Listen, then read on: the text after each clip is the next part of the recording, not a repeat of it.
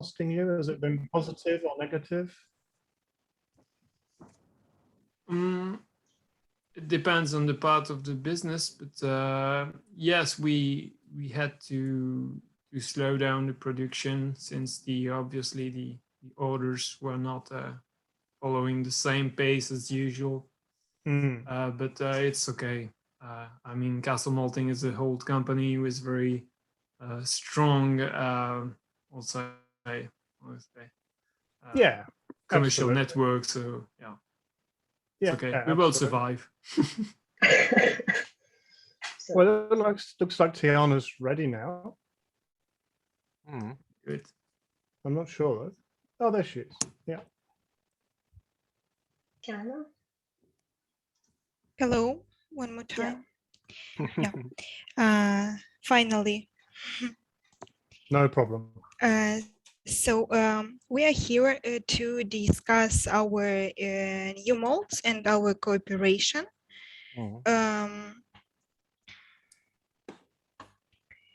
I will start with a few slides about our company in general, and then Gilles will continue about our new molds. So a few numbers about our company. Our company was founded in 1968 in Belgium. We are now exporting in 147 countries and to more than 3,500 of breweries. We reached a number of 101 type of malt offered. Now we have 3 factories, and our team counts of 108 great guys and personnel. That's impressive. Yeah, here you can see our three facilities. The first is malting plant at Billoy. The second is malting plant in Hamburg, and the third one is our distribution center in Glen. Our malts are highly valued by more and more brewers and around the world. And as I already said, we are offering our products in a lot of breweries around the world, and the number is more than 3,500 of breweries. Here I will ask Gilles to help me in describing our green malt plant. Yes, no problem. So it has always been a strong will from the direction from the managing director of the company, Castle Malting, to become as green as possible. So green is not about the color of the wall. It's more like having the lowest carbon footprint as possible. And for these, well, we have several measures that we put over time. So we have a cogeneration process, so to produce electricity and heat in the same time. So that's connected to the malt kilning phase. We also try to recover the heat as much as possible. So we have a heat collection at the malt roasting stage, also at the kilning stage. So just avoiding to throw, with any without any purpose, some hot, warm air in the atmosphere. It's useless. So the idea is to just recover the heat as much as possible. We try to have as well as less trucks as possible on the road. So that's why we receive most of the barley by barges. As you have seen on the picture, the malting plant in Belay is over the river. So we have most of the barley coming by barges to minimize the impact on the environment. So just to give you an idea, what we receive in a barge is like it's the equivalent of 10 trucks on the road. So it's quite good. We also had to change progressively most of the engines in the factory. factory because it was old engines, and we wanted to have speed variators on all the engines, so we wouldn't waste any more energy on these engines. We also have the project to install a biomethanization unit. So it's mainly linked to the steeping phase in the production. So malting is, as you know, steeping, germination, and kilning. And during the steeping phase, well, the water is full of, of organic compounds that could be used for biomethanization. We currently have our own water treatment plants, but it's just for, well, I will say to clean the water, if I can put it simply.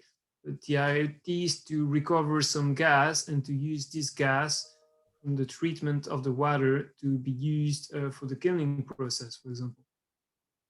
And also, well, we don't like to talk about waste at the malting plant. We prefer to talk about byproducts because, well, basically all what we produce as byproducts, well, they can be used by other other people, such as people manufacturing fertilizers or looking for feed for the cattle. So, for example, the rootlets are sold for feed products. And obviously, well, as a lot of other companies, we have all the orders, invoices, and a lot of these documents being electronic, so we don't print that many papers. So we try to put as many measures as possible for the to be as green as possible. I didn't talk about the photovoltaic panels on the rooftops, but I think you will see that on the next slide. So we'll let Tiana continue. Yeah. Ah, here it is. Wow. Wow. That's cool. Wow.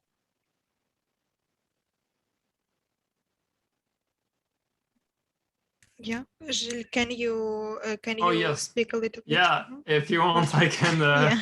I can keep going. So, you know, being a malting company specialized in the production of specialty malts means that we need some really good roasting technologies. If you only have a kiln as a malt house, you are very limited in the number of products that you can offer to the brewers. So we have two roasting technologies. The old one, well, I say old, but it's from 2011, so it's not that old. It's on the left picture. It's based in Belay, in the old historical malting plant. And it's basically two roasting drums that are connected. So we can work with them alternatively and record the energy from one to another. And that's why there are all these pipes connecting the drums. The roaster on the right is more new. The technology is newer as well. So I don't think we have a slide with that after. Yeah. Oh yeah, well, it's basically the same picture. But what you can remember about that technology is that it's based on electricity. So that's why we have so much photovoltaic panels. It's about 10,000 square meters of photovoltaic panels. So that means 1 megawatt of energy.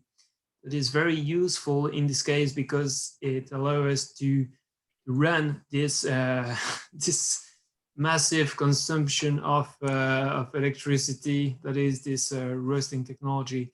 So you have to imagine a pipe that is as a spiral going up. And in fact, we feed the product, so the green malt or the Pilsen, by the bottom of this pipe. And it's moving up because of vibrations. So we have engines moving the tower with the products moving up inside the pipe. And because the pipe is made of metal, it's acting as an electrical resistance thanks to the electricity. So that's a very clean way and very new way to produce roasted malts. and the capacity of this roasting technology is like 3 times higher than the other roasting technology. So we now have these two working roasters that are producing on 2 different sites. So the roasting drums in Belleuil and the roasting towers here in Hamburg. Thank you, Gilles. I also wanted to say about our other our activities that we offer besides our malts that we sell. We have modern microbrewery and microdistillery to develop new beer recipes. We also have a team of great brewmasters who are always who can always answer any question our clients have. We call it castle support. And if you or any of your clients have any questions, feel free to contact us. We will find any solution. We will share with advices and our experience and so on. Here are some photos from our museum and our laboratory. We have some exponents, if I can say so, some old roasters. Yeah, very interesting to see. Here are presented the posters. I think you already had that we had a series of webinars.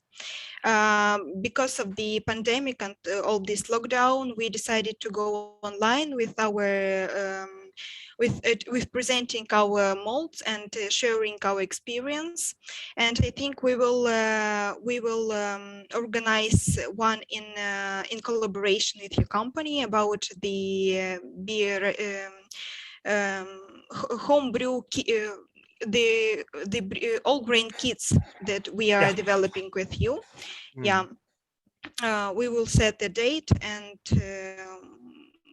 we'll go online together. And of course, if you wanted to do something to do with the new malts as well, then that's certainly something that we can discuss and look at. Yeah, we already had a few webinars on this topic, and I think we had in our audience we had a few of your clients already. Okay. Yeah, I also actually participated in one of the webinars with news from Castle as well. How is your opinion about it? Do you have some comments or remarks or something? Yeah, I think it was some exciting molds there. I saw that you could, or did you, that you got Maris Otter now, which is quite exciting, and also the flaked maize and the flaked rice, and also a lighter Cara malt that was also of interest for our behalf. And of course, I didn't have the opportunity to check out all the news, but that was, in my first opinion, that was the most exciting for us at the moment. But of course, if you have some more detailed info, I'm very pleased to hear about it. Yeah. It will be presented here in this presentation. Good. Here is a list of topics we already showed in our webinars, and we are working on other topics to be useful for our clients and our distributors. Last year we reached the number of 100 types of base and specialty molds. We worked hard on developing new types and diversifying our range. And last year we finally did it. And I think the next slides, Gilles will present a little bit better than me, the technical side. You are muted. Yeah, sorry. Yeah, okay. Thank you, Tiana, for the presentation. Yeah, so the idea here is just to give you an overview of what's new, so you can keep in mind of yeah, what we will offer compared to what was offered, so you know to advise your clients about the new molds. So it's fun to work for Castle Malting because Mr. Ducey, the owner, is the kind of man who wake up one morning and tells you, okay, I want 100 types of malt by the end of the year. and then you have to really find out what they can be. So we asked the brewers, of course, we discussed with the production team, we look at the competitors' products, and so we did a big survey, and what came out of it is here on this slide. So as you can see, yes, for the base malt, we received a lot of demand for the Maris Otter. So the +1 is the Maris Otter. So all in greens are what was available, and what's in red are the new ones. And also it was quite surprising also at Castle Malting that we have such great caramelization technology. It's the topic of one webinar, the caramelization process. We do it a bit differently compared to other maltsters, but we only had five caramel malts, and so we started from there. From that category, we wanted to have 6 new ones. Also, we had a lot of demand for organic malts. As you, I don't know what's the situation in Norway about that, but in a lot of European countries, the organic breweries, well, the number of organic beers is increasing very, very quickly. So that's why we added 10 new organic malts to our product range. As you said, we added some new flakes and adjuncts. We added some new roasted wheat, a new smoked malt, and a new roasted malt. So that's to give you an idea of what we came from and what we achieved. So we had 74 products, and now we have 101. So quite a big achievement. Quick question then. Yeah. You mentioned about the organic malts. Mm-hmm. This is something that has been of interest to me for a very long time now. And I think a lot of home brewers also would love to go in the direction of organic. You know, it just makes perfect sense, doesn't it? Mm-hmm. The problem generally, and I haven't seen your prices on this, is that the cost of the organic malts is really quite prohibitive. Have you done anything to try to reduce the production costs so that these can be offered at a better price compared to the competition? Because that's what's in the way. Mm-hmm. Well, I don't know by heard the prices. I clearly understand that the price is clearly higher for the organic malt because what's changing is the material, the barley, and the organic barley. Well, in Europe, we clearly don't produce enough organic barley. So that means that the price of the organic barley is quite high, which makes the price of the organic malts quite high as well. So the price is maybe twice. Lydia can talk about that. Yeah, so the price for the raw material is twice organic barley compared to conventional barley. So it explains the high price for the organic malt. Yeah, I mean, this is the problem really, because, you know, as a company, we're very green too, and we would love to support organic malt. The problem is we've seen, I mean, I saw one particular homebrew store in Sweden who he only sold organic at one time. And basically he almost went out of business because people wouldn't pay the price. As soon as he switched to regular malt, and it's sad, but he felt he had to just to save the business, then he started making money because the demand was there. So I think, you know, organic is a very interesting topic and something that we would love to support. The problem is the price. But Sad. it's a little bit complicated because it's about the raw material, and Absolutely. unfortunately the raw material is not enough. The organic barley is very hard to find out, and it depends also on the weather conditions, and so it's quite complicated to get the organic barley, and also the cost obviously is much higher than. Yeah, understood. I mean, what about the Morris Otter then? Because you mentioned that. I mean, you know, as someone who has used a lot of Morris Otter, I'm aware of how hard it is to harvest it. I'm aware of the fact that the yield is quite low compared to like a normal pale malt. This is a malt that we tend to see from British maltsters rather than outside of the UK. Have you managed to do anything different with that? How is the price? To lower the price.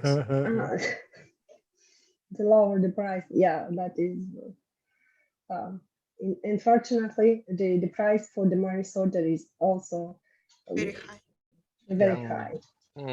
So it's But do you also think related to the raw material and to the barley. So yeah. I mean, generally people will pay it because they expect a much better result. But whether they're brewing a beer where Morris Otter is going to shine, that's another thing.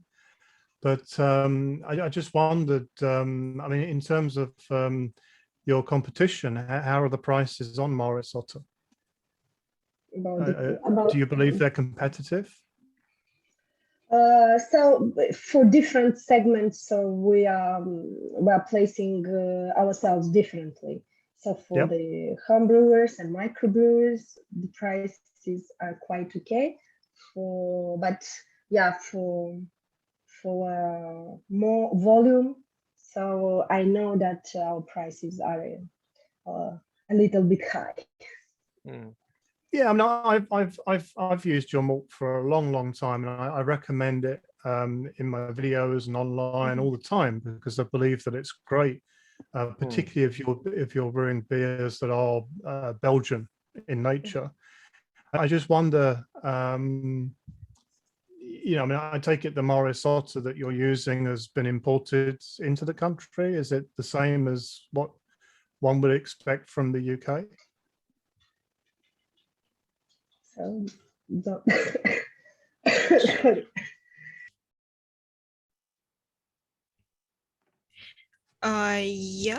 yes, it is. The quality of our Morris Otter is quite identical to the one you can get in the UK. Yeah. Have you have you thought about producing any low color Morris Otter? Or low, I don't know, I can't see that. Is it a higher color? Local barley? No, low color, like maybe 2 EBC.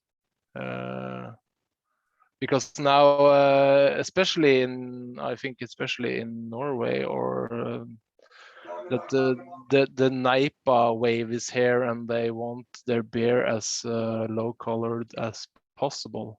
I'm just a bit curious if you're intending to produce any low color Morris Otter, or I don't know if you have low color Pilsner in your stock. I believe there is, isn't it? Yeah. The lowest we can reach is 3.5 EBC. Okay. Unfortunately, Castle Malting is not such young company. We need to deal with Ohold kilning, with Ohold kiln, and it's very efficient. It's working really nice, but yeah, going lower than 3.5 is really hard. Yeah. So, yeah. Okay. Yeah. Sorry. That was just some questions on what you were talking about. I thought I'd ask while you were talking about it. Yeah. Marina, can you change the slide? Did you have a lot of demands for this kind of malt, low colored? Yeah, Morris, yeah. no, maybe not Morris Otter, but low color color. Pilsner. Yes, that's been quite a boost since I started in the company. I think from September. Yeah. So people who are brewing like double IPAs and New England IPAs and stuff like that, it's of my belief that they want the beer as light in color as possible. Used to be orange, didn't it, basically? But a lot of people want it to be lower. Yeah, the old school IPAs. Yeah. Yes. And how you Otherwise, deal right now for getting these malts, or just offering our Pilsen malt, or other type also? Yeah, I mean, it's in general. So anything that is a base malt that is light is in some pretty big demand right now. Okay. It could be a phase, of course, because there are still people out there that enjoy the orange beers or the orange in color beers, ambers, that type of stuff. But yeah, there has been an increase in the demand for malts that are base malts that are lower in color. Okay. And so, in fact, do you sell other malts as well, besides castle malting malts, or only? Yeah, castle we have a malting? wide selection, in fact, because people want all sorts of different types of malt. So, I mean, for example, if we were just to stick to one maltster, that wouldn't necessarily need to be castle; it could be any. There's no one maltster that offers the whole range that the home brewing public want. So there are different, as we see it, there are different maltsters out there that are better to buy certain types of malt from. Castle malting, I believe, make fantastic adjunct malt. Yeah. Whereas there would be other companies that we will go towards for base malts. I mean, if you take Weyermann, for example, they have 6 different types of chocolate malt just in the Carafa range. That's kind of an unusual speciality to have, but it's one that's been appreciated by home brewers and commercial brewers alike, because not only do they have 3 different types of color, they also have it in regular form, which is husked, and they also have it in a dehusked form, which is debittered, which is what they call the special. So, different companies seem to have their niches. So it's good that you're expanding your range. We really like that. That's really good. But of course, what we need to understand is how this will translate for our customers.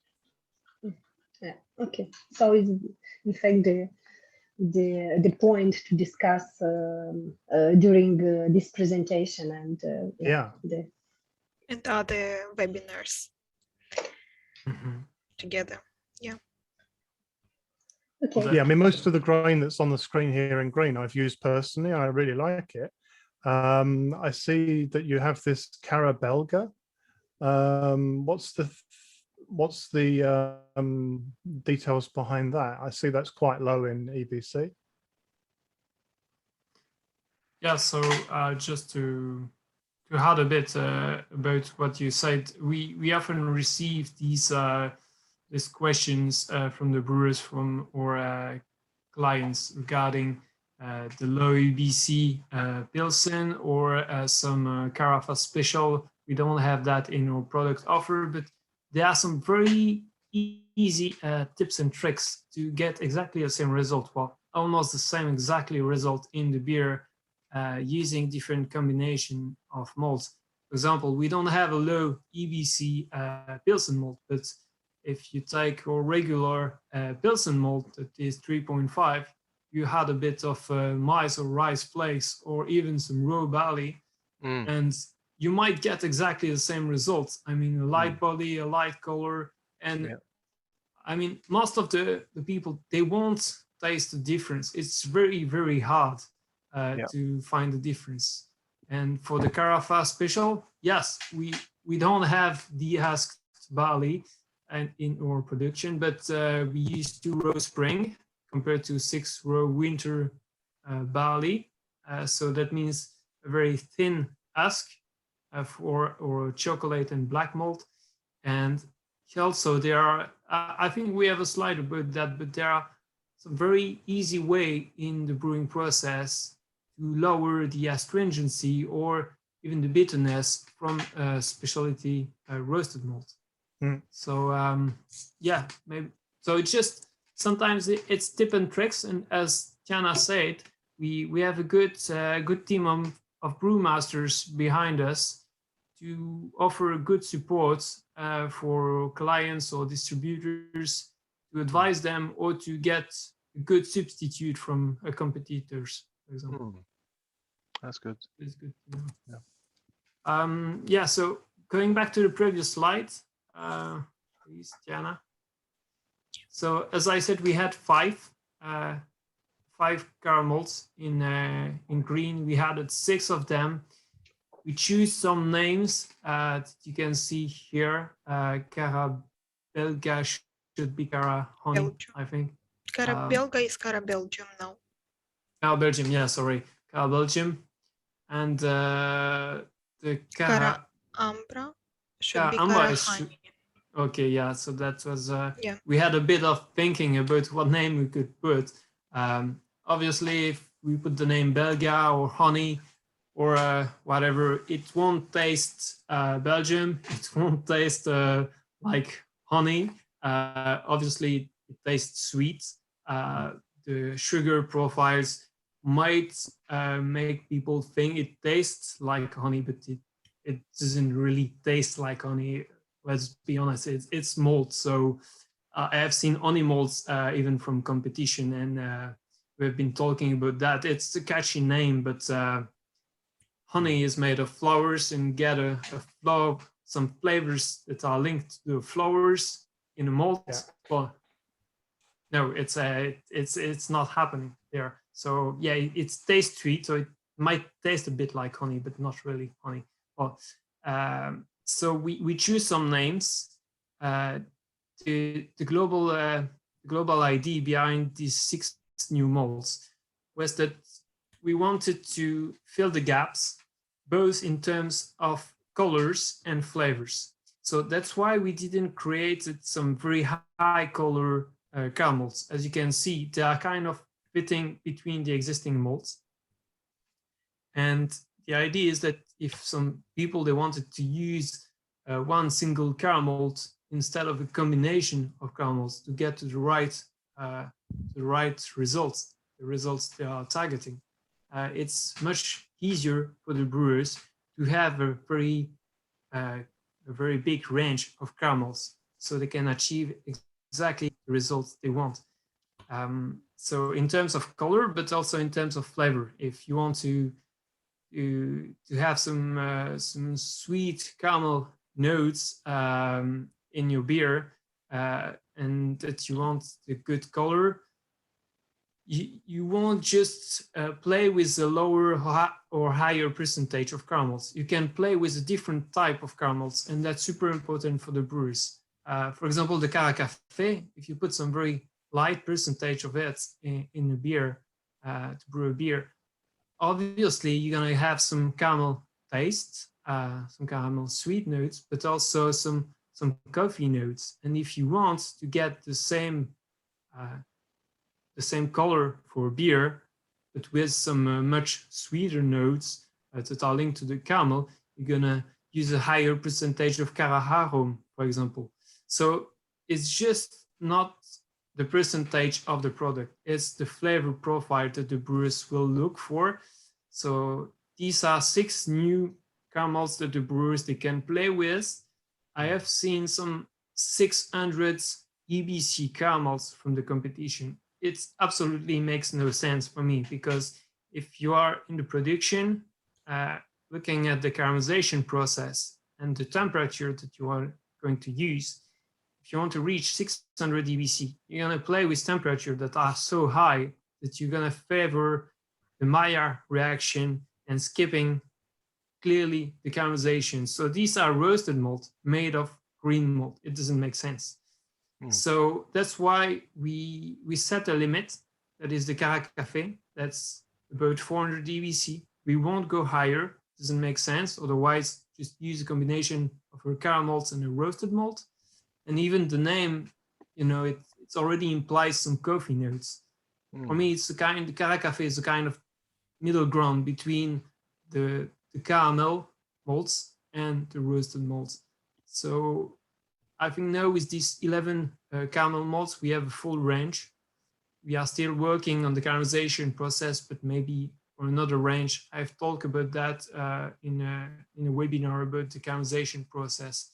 But here we have a full range that is almost the same number of malts, caramels than the competition. So that means that you can find a substitute, I think, for any other caramels from the competition compared to all malts. How many degrees do you have to go up to for producing Cara Café? For the Cara Café, well, I don't have, that's a new one. So we worked on the process, but I don't exactly remember the temperature of the curing phase. No, it's not that important. I'm just sorry. Curious. We always start between 60 and 70 degrees for the saccharification phase, and then we have a different temperature and different increase in temperature. I mean, in time for the different products. But for that one, I don't remember. Sorry. No worries. Good. That's for the caramels. Yeah. So. Just a few words. I've been asked to add some a bit of technical information about the caramel malts. So you always have kind of one slide coming with the type of malt. The caramel malts, what we often remember to the brewers, even if most of them they already know that, but caramel malts, they are not only interesting for the flavor profile, they are also really good at technical purposes, such as improving the beer body due to their non-fermentable sugars. They improve the beer mouthfeel, and something that is very well known in the brewing sector is that it improves the head formation and retention. Just add a bit of very low caramel malts, and you will directly have a better head formation and retention. So that's a good use also for these malts. Yeah. Here is a clear example, very easy test to do. So it's like a same color malt from two different categories, Cara Ruby and the Chateau Abbey, that is a kiln malt. So on the three pictures you see on the left, beer that was brewed with the Cara Ruby, and on the right, the beer that was brewed with a bit of Chateau Abbey. Same proportions, of course. And you see that the head retention is going down much more quickly with the kiln malt. So even after 15 minutes, we like to see a bit of foam, obviously. And that's happening with the Cara Ruby. Just excuse me for 1 sec, because my battery is getting down. I will quickly get my charger. Okay.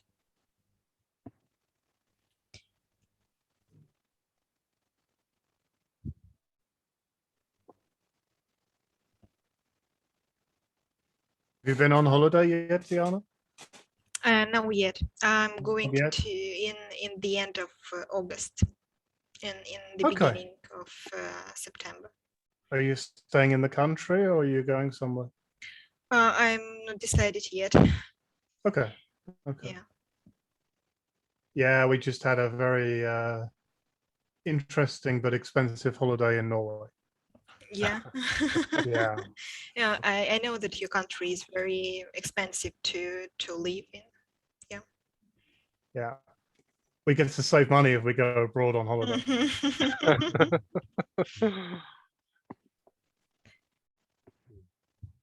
Okay, no. I'm back, as some hacker like to say. Yeah. So roasted malt and roasted barley. As you can see, we already had quite a good range of these roasted malts.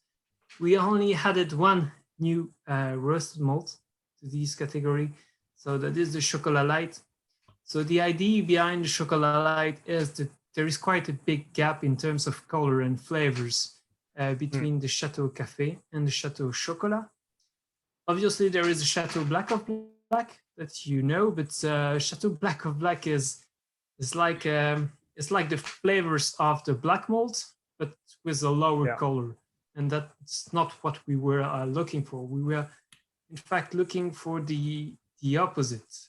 So targeting a lower color than the Chateau Chocolat, but having some roasted flavors that are much more intense than the Chateau Café without the bitterness. That was the target.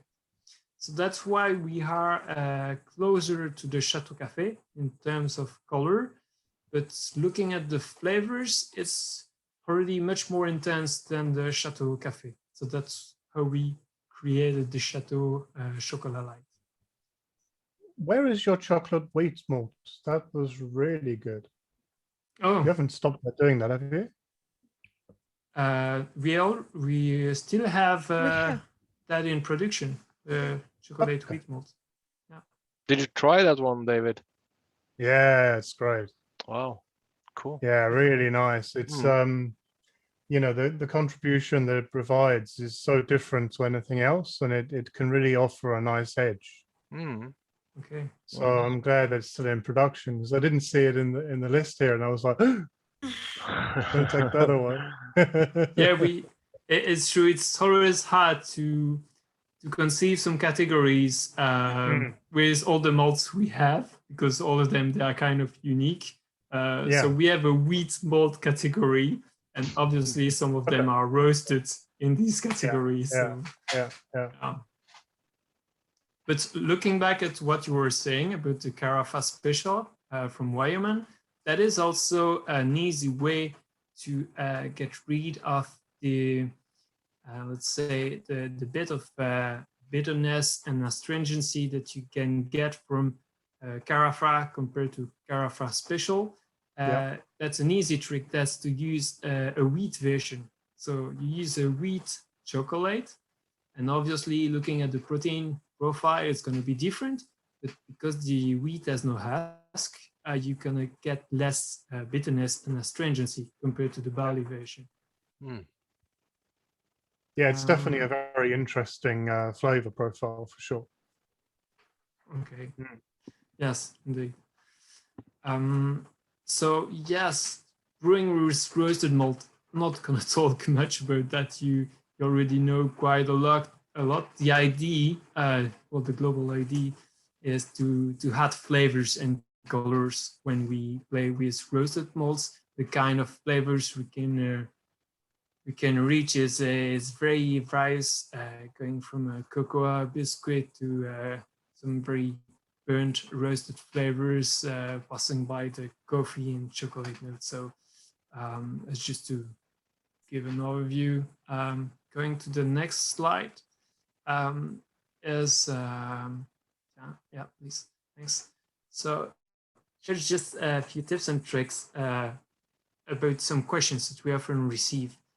It's linked to the Carafa Special that you mentioned. So to lower the astringency using a roasted malt that is not dehusked, there is some very easy way to do it, even at the brewery. So you can do a late addition in the mash. That's an easy way. You can do a cold steeping, so just macerate the roasted malt over one night. You recover the liquid part and you add it to the mash.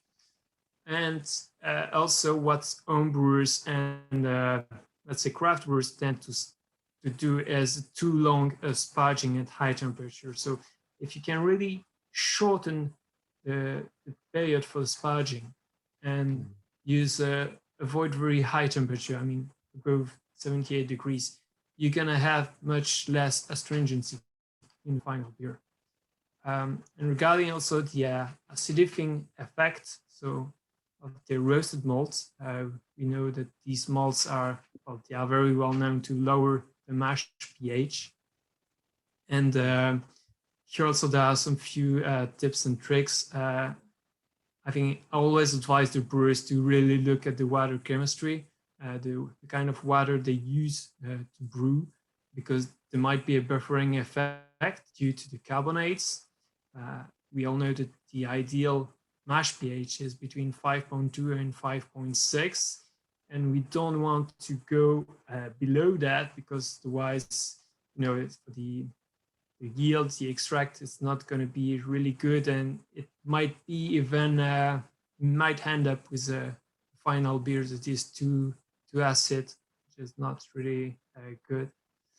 And a good way to remain in that ideal mash pH range is to correct the water you might use with some salt addition, keeping in mind that the roasted malts are going to lower the pH. So a classical example is the Dublin water profile. It's very hard water, as you can see, a lot of minerals, and they were really good at brewing some very dark beer, like the Guinness, some very strong, very heavy stout, because they had the water that was ideal to do it.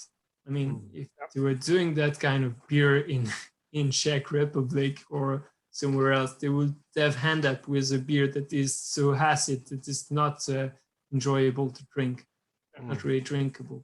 So yes, that's just as an example. So quick question. So I take it this astringency that you're mentioning here is just to do with your roasted malts. It's not for other malts in your range?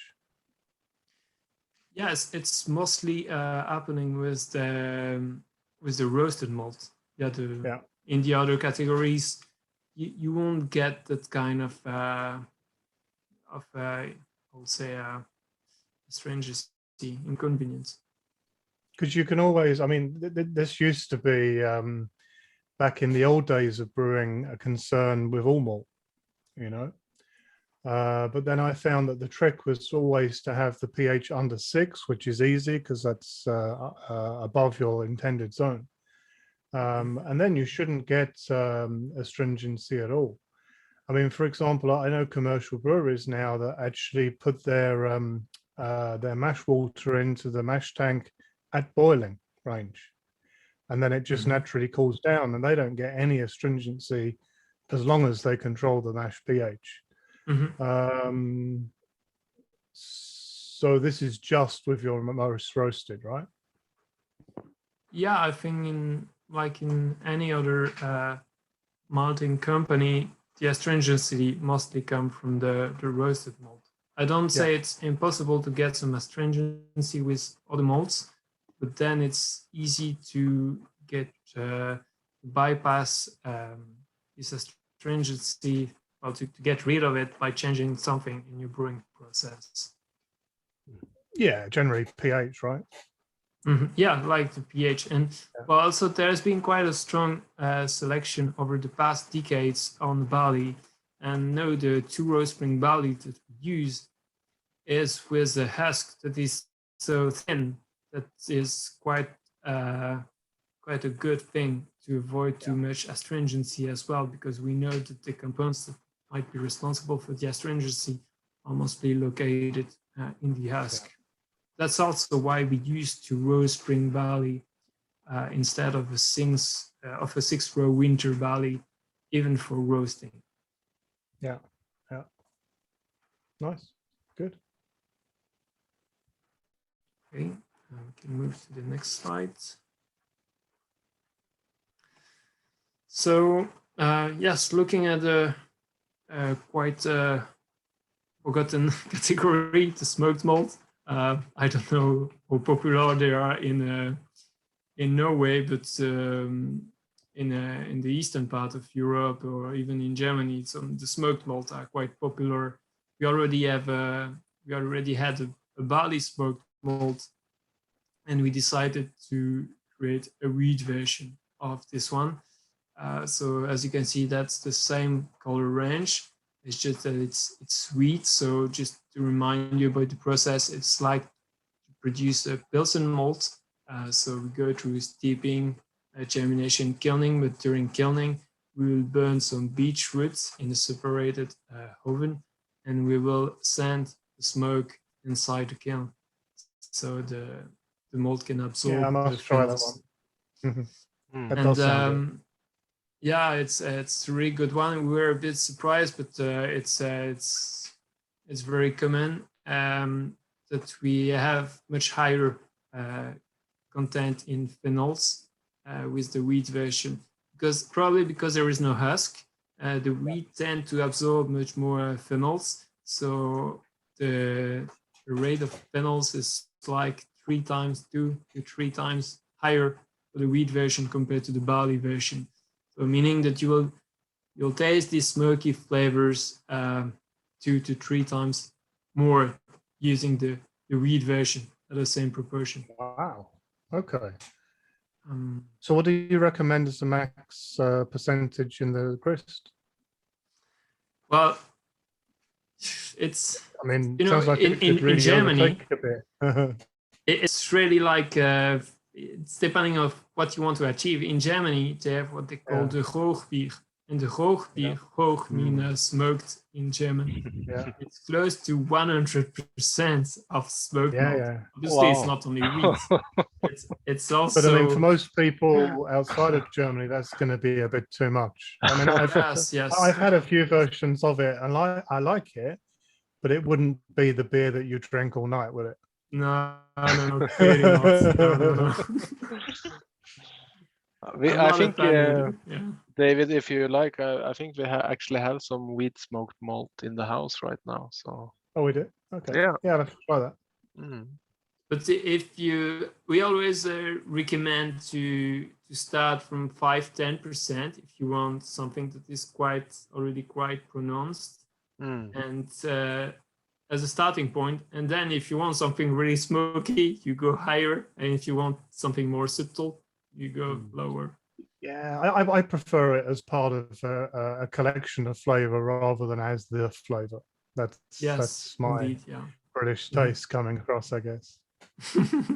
Okay, good, interesting. Yes, and also regarding the smoked malt cure, it's again a question of category. We talk about whiskey or peated malt for a category, but these ones are also smoked malt because we smoke these malt the same way as the other smoked malt that I just talked about. It's just that we don't burn beechwood, we burn Scottish peat. And we can reach different level of phenols, of ppm within the malt. So going from Chateau peated, that is about 5 ppm, to a Chateau whiskey that will be, let's say, above 40 ppm. Here again, if you want to use this kind of malt for a beer, I would recommend to start a very low percentage, because it will strongly, it will taste these speed characteristic flavors very quickly, much quicker than the beechwood malts. Really, the peated malts are more intense in flavor than the smoked? Yes, because we are talking about the same components behind that. These are the phenols, but you have different kind of phenols. There are tens of it. Okay. And these are not, and the profile of the different kind of phenols will make your final bouquet, final organic profile, volatile organic compound profile, and it's very characteristic. When you burn beechwood or peat, you don't have the same result, even if you reach the same level of phenols. I mean, talking about ppm, the number of phenols. But yeah, these malts are mostly used by distilling companies. Yeah. Some brewers, there has been some breweries that would use peated malt in the UK. But you'll find that most commercial brewers in the UK, or at least when I was part of that scene, were kind of terrified of it. They found it was hard to handle. And And then I guess the malt that came as well that was, yeah, kind of worrying was black malt, because that can quickly overtake a beer too. But peated, yeah, that's to be totally respected in terms of the amount that you use. Yeah, I made a beer with peated malt when I brew commercial, and I think we used around 3% of the grist, and that turned That's out to quite a lot. be but that turned out to be very nice actually. Yeah. So I'm not afraid of it. Yeah. But I mean, of course, you have to keep the percentage down if you don't want it to be like a real smoky experience, I guess. Yes, indeed. So I think we can move to the next malt category. Oh no, it's just to give you an overview. Yeah. So looking at the flakes and raw cereals. So as you said at the beginning, we had quite a lot of new products in this category. It was quite poor at the beginning, so we only had barley and wheat flakes. These are not even the most popular flakes among brewers for the moment, I mean. So we decided to add some maize, oat, and rice flakes to increase the offer for the client. It's also because, for example, the mite and rice flakes, they are quite popular for the moment. As you were saying, they tend to move to an orange color to a very light color beer, and mice and rice flakes are a great way to lighten the color in the body of the beer. The oat flakes are still very, very popular. For the stout, for example, to add some body to it, and also this nice foam and this nice taste in mouth is very characteristic to the You oat. had those before, didn't you? I'm sure you did. In fact, I think I've got some in my storage room now. I'm sure I had Chateau Oats. Oat flakes are new. These are quite new. Okay. Maybe it wasn't flakes, but I remember having Chateau Oats. We had for a long time the Chateau Oat malt, but these are that's old kernels. Yeah, but this is flakes. Okay. Yeah, these are flakes. Yeah, indeed. On the oat flakes, are you do you know the pricing on that? Is that competitive with other malteries, or? This I have to ask my colleagues. I don't know which price. No worries. I'm just curious. So, but maybe Lilia or Tiana knows something about prices. Lilia, can you? Sorry, I didn't. Is our price for oat flakes competitive to other maltsters? Oat flakes. Really no idea about that. Sorry. Yeah, no worries. We can discuss it later. Yeah, we can discuss this later. I have no idea about the. No problem. Yeah. I like that you've added the raw cereals. I think that's a really good thing. There's a lot of people that want to brew historical now, so that'll definitely please them. Yes, indeed. We try to follow the trends in brewing. I mean, I love IPAs, but we have been drinking IPAs for years now because it was very trendy, and we like to taste something different. I've discussed with a lot of brewers who told me that the seasoned beers, for example, the lambic, the Gose, this acid beer are going to be more and more popular. And in these styles of beer, the for the brewers to brew what they want.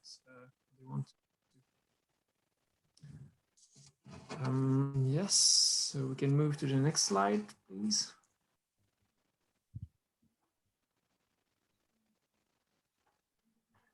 Oh yeah, here is a summary that summary table that you can find in, I think it's the first webinar we did to present the product and also to talk a bit about the adjuncts, flakes, well, these other cereals, if we can put it in a large sense.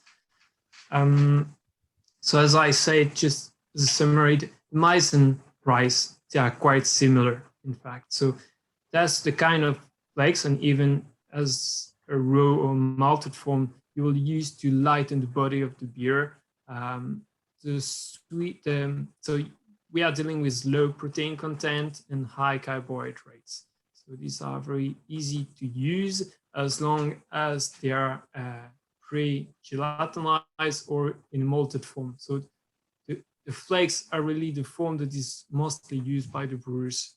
If you are not industrial brewer, I mean, the craft brewer, they will tend to use it in flake version. The small difference between the maize and the rice is that you might have a sweet aftertaste using the maize compared to the rice. With the rice, you get something that's much more dry and crisp at the end when you're trying these in a beer.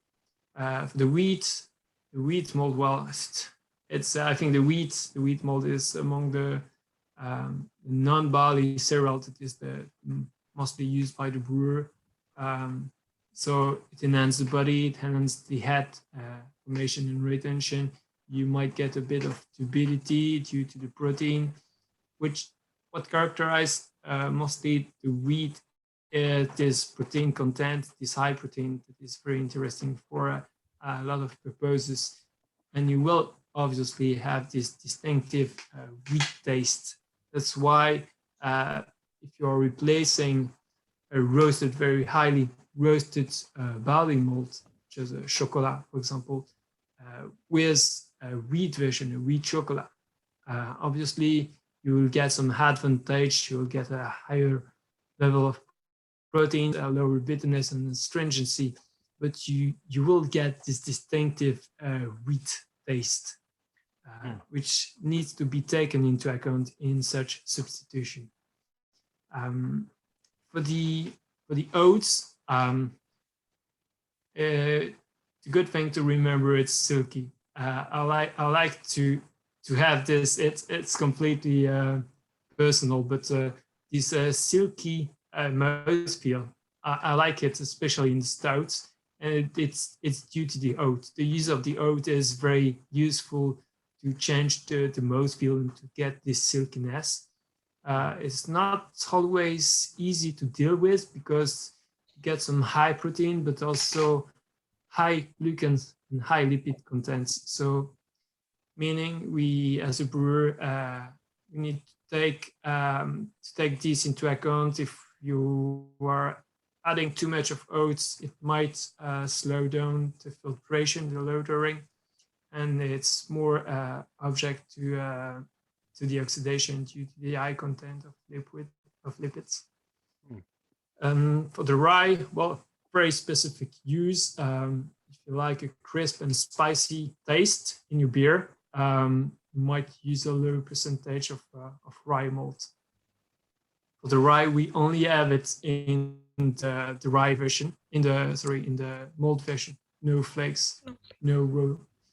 And here again, pay attention to your loitering phase if you are dealing with too much rye, because it might be a nightmare if you put too much of it because they have too much beta glucans. So it's always good not to add too much of them. It can be a pain. No, yeah. Even for the master during germination, well, even during steeping. During steeping, it can really, what do you call it, swell. So to empty the steeping tank, it's sometimes a problem. Yeah, it was just to give you an overview. You can move to the next, the wheat malt. As we were saying, in this category are also some roasted malts. We already had quite a lot of wheat malts. We only added 3 of them. The wheat aroma and the wheat cafe are there because some brewers, more and more brewers, they tend to look for flavors that comes from wheat roasted version, not a barley roasted wheat version. So that's why we had the Chateau Wheatown and the Chateau Wheat Cafe to complete a bit this product range. Chateau Emmer is something else. We put that in the wheat malt category, but it's not even wheat in a common sense. It's ancient wheat, so it's not even the same species we are dealing with. We don't want to create a new category with a single malt, so we put that in a wheat category because that's what it is. The closest that's wheat. So Chateau Emmer, it comes from a species called Trichocum dicocum. It's the Latin name. Don't laugh, please. So these are for the brewers who are really in a quest to brew some historical beers or that are looking for something that's really original. Don't try that in a beer with highly malt. The idea with this malt is to use it. For example, you use a lot of Pilsen malt, and then you had a fraction of this Emmer malt, and in order to get the specific taste of this Emmer malt, don't try it in a stout. You won't taste the Emmer malt taste. It has a nutty flavor, has it? Yeah, it's. I don't even know how to describe it. Okay. It's quite subtle. That's not something really strong. Yeah, nutties. Some people they say a bit more, a bit sweeter, a bit more honey. It's quite different from the wheat malt. Something that is also interesting about this Emmer malt, it's like any very ancient wheat, is that you have higher amount of minerals and much lower level of glutens. So some brewers, they target the gluten-free markets. Using the Chateau Emmer might be a way to promote a beer that contains wheat malt, well, kind of wheat malt, but without too much gluten. But you still have gluten, but much lower percentage. I see. Okay, that's it. And then, sorry, the organic malts. Well, here's just a table to show you the very extensive range we have. Oh. I've been looking at the product offer from a lot of different maltsters around the world, and I didn't find any other company that was able to provide more than 40 type of organic malts. As you can see, there are 10 new products. 10 new products. It's hard to follow as we create new malts all the time. and some of them, they are just some malts that we had in a conventional version, but we had them in the organic version because there was a lot of demand for them. So it's just the kiln malt that you see there, Melano, Arome, and Café Light. They were already existing, but we create them in the organic version as well. For the Cara, that's the opposite. These are all new malts from 2020 that were both created in conventional and organic version, because we believe that these new Cara malts will be very successful. So we directly create them in organic as well. There was also some demand for the wheat Munich and wheat chocolate to be available as organic, so we did it. And the oat flake that is, I think the flake that is mostly used by the brewers, it's also available as organic. Okay, I think that's it. Yeah. Thank you very much, Jill, for this welcome. Very detailed presentation. Yeah, thank you. Yeah, thank you very much. You're welcome. We can move now to the numbers. Here there is a graph with your sales since we are working together, and numbers are growing, and thank you for that. Even last year, when a lot of companies they declined with their sales, you bought more. I think we will continue with the same rhythm. And if you have some questions or remarks or requests to improve our collaboration, feel free to say them. Well, I think what we have going already with the evolution of some all grain kits, that's going to be a really good marketing platform for Castle. And I think also for the types of beers that will be showcased in those kits. What is a shame, though, is that it doesn't include the new malts. But, you know, not much to do about that. But what we could do is have... So we have a Facebook page where we've had quite a lot of different suppliers, do presentations, webinars as they're called now. So certainly if, as a company, if you wanted to do some form of webinar about the new malts, then I think that would be a very good way of assisting us with marketing. The kits, obviously, that's a good area too. But I think if we're going to promote the new malts, doing a webinar is a really good way of doing that in combination with other marketing techniques that we'll bring in. Okay. So perhaps if you could give us an idea of when that will be possible, it's probably best to say, to see July ended. I'm probably... Yeah, I think the autumn, actually. Almost August too, really. Yeah, September would be... Because it's holiday period, isn't it? Yeah, it is. Yeah.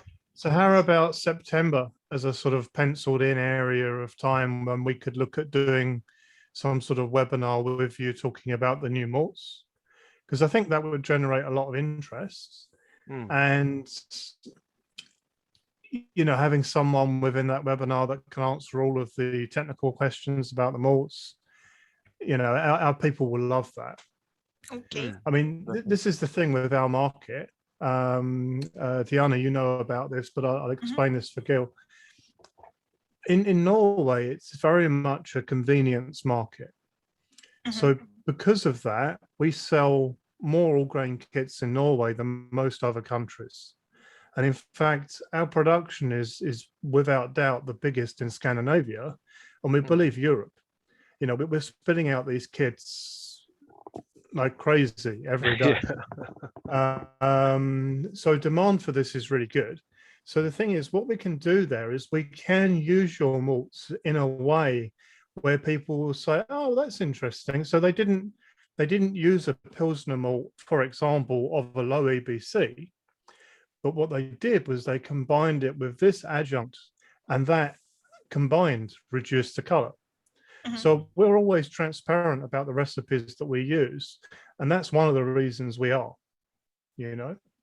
But when it comes to them ordering grain from us in raw form, then generally they're going to be working from recipes that people have provided online.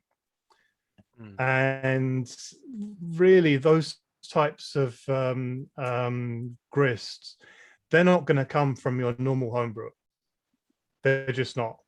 But they will be thinking on, right, I need a low EBC, so I need a low EBC malt, so I'll buy that one because it's got 2 EBC. But we can certainly build that with our kits. And actually, I believe we sell a lot more kits than we do just grain. Yeah, so but I we mean, can definitely shape this. With the webinar as well, I think you will trigger the interest of your new malts, and maybe we could boost the sales as well. So that would be really, really exciting to do something like that. Yeah, I think it is a very good way to go and to get new clients. I think we are free now, Jill, for September, right? We don't have any webinar set for now, right? Well, during the first part of this year, I will say from January to June, we did quite a lot of webinar in different languages, even with translators for Russian and Chinese. Wow. Wow. Because, well, as we said at the beginning, we really have clients all over the world. And it took us quite a lot of time, cost and energy, but it was very relevant since all the fairs and all the occasion to meet were cancelled.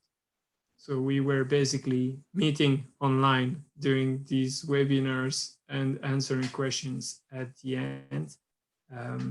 The direction of Castle Malting has been to slow down the number of webinars because a lot of fairs are not cancelled anymore. We can participate, so we can meet our distributors and clients during the fairs. And we were afraid to organize webinars where nobody would come because everybody would be at the next fair. But we can still do it. Yes. I don't know how it's gonna be in France and Belgium. New measures and are still some new strict measures are coming back. And people are afraid about a new lockdown. I don't know it's going to evaluate, but I'm afraid that the webinar periods might be back. So maybe in September, that would be a good period for webinars. But we can organize even if there are fairs and that we are busy with them. Maybe we can find a date to set a webinar. Well, why don't you come back to me then with some dates that you know will be okay? In terms of the format, we tend to find that webinars that are too long, people don't appreciate as much as something that is short and snappy. I feel that if people are listening to something for more than half an hour, that's when they seem to sort of not appreciate it so much. So generally, most of the webinars that we've held with suppliers, the actual talking part from the presenter has been between 15 and 20 minutes at best. You could go half an hour, but that's really the maximum. And then the next portion is basically questions and answers, which will last longer than the presentation. And the reason for that is because people will join because they have specific questions in mind. And you will find that in Norway, people are quite, I would say overly enthusiastic, and they will ask some quite unusual questions. But the thing is this is the sort of thing that can really help a company gain a lot of extra traction within our market. And let's not forget the Norway market. Norway is a large company with a large country with a small population, but because of the price of beer in Norway, the homebrew community is actually pretty huge. Yeah, it's quite huge. I think as during the COVID times, it's been even higher, and it's growing all the time, I feel. So yeah, we've seen huge growth. And I think the thing is that anyone who is enthusiastic about beer, in general, they are interested in Belgian beer. and it would follow that they'd be interested in Belgian malt. And of course, a lot of people are associating Castle with Belgian beer, right? But it seems very clear to me from your new range that you are expanding outwards from that. So I think a webinar that basically points out the extra flexibility that's available from Castle, the ideas, the flavor profiles, this type of thing, that would be really good. But it would need to be something, yeah, shall we say, short and punchy. If you understand what I mean. Yeah. Yeah, I understand. It's yeah, have a look at that, and if you could just email me with some dates, and then we can get things set up. If you want to have a meeting to discuss content, no problem there at all. I've organized quite a few of these now, and the customers really appreciate them, and we always notice an increase in sales in the direction of the webinar. So that's good. Do you have any of them recorded that you already? Yes. Yeah. Yes. If you go onto our business YouTube channel, you will see there are quite a number already added. And what we do is we ask the company that are doing a webinar for us if we may put it on the YouTube channel. So as long as we have your permission to do that, then that's what we would like to do. We don't put it in the format that it's done live. We chop it up a bit and edit it down just to keep it fast moving. But yeah, by all means, have a look. We've had some really good seminars so far, and you'll see those on the Olbrygging YouTube channel. Okay. If you like, I can send you a link to the channel just to make it easier. Yeah, it would be great. Yeah, yeah. So yeah, I can do an email to confirm that. I don't think I had any more questions. Did you have anything that you wanted to ask, Joe, before we wrap it up? Yeah, we can see here another graph with the base and specialty malts distribution, and you are going very well with the specialty malts. So thank you for that. We're going to shatter 2020 this year. You can see it. It's there already, isn't it? It is also due to the growing number of home brewers, right? Yeah, definitely. Of course. Yeah, of course. Yeah, definitely.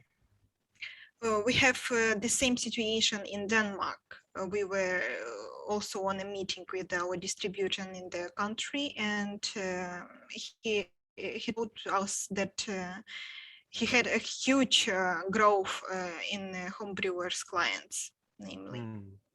Yeah, so it is a common feature. It's going well, but for Nordic countries, I think.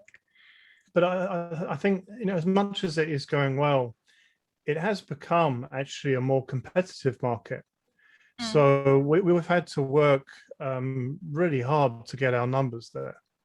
I mean, the more business there is out there, the more chance there is that your competitors will grab it. So you've really got to think fast. That's why I'm so keen to have you do the webinar, because I know it will push the figures higher.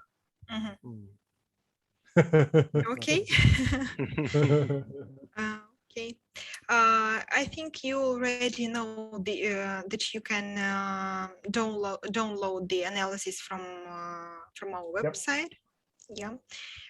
Feel free to use it or if there are some times that our colleagues from laboratory they don't put some analysis, they don't have enough time or something like that, and you can just message me which batch you cannot find on our website, and I will check and will send you. Okay. And here are our social media. Feel free to follow us and subscribe. And we will do it to your social medias also. Yeah. Thank you very much for your attention and for your time. Yeah, you too.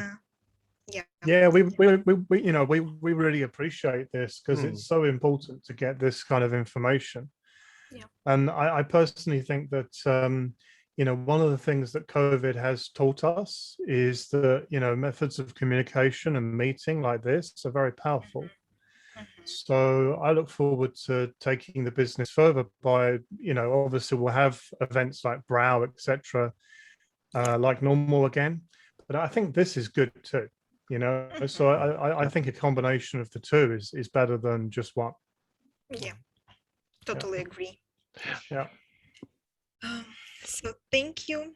If any Thank questions you. appear, we can mail each other. Yep. Yeah.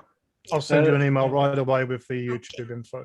Thank Just you. have a quick question about who could I speak to in your company about export and codes in tariff codes and stuff like that? I can send you the list with Yeah, our that'd be molds, great. with the Intrastat code. Yeah. Yeah, thank you very much. That's great.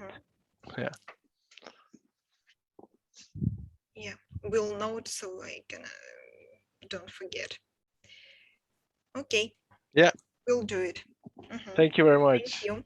Great. Thanks very much for your time. Appreciate it. Yeah, thanks for your time. Yes, thank you. Have a great day ahead. Bye for now. Yeah, Bye speak for to now. you soon. Bye Bye-bye. for now. Thank you. Bye.